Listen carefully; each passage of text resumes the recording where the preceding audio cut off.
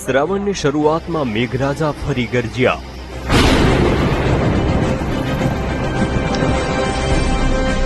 અમદાવાદ, બનાસકાંઠા, સાબરકાંઠા, પાટણ, મહીસાગર, ખેડા અને પંચમહાલ સહિતના જિલ્લામાં ધોધમાર વરસાદ વરસી રહ્યો છે।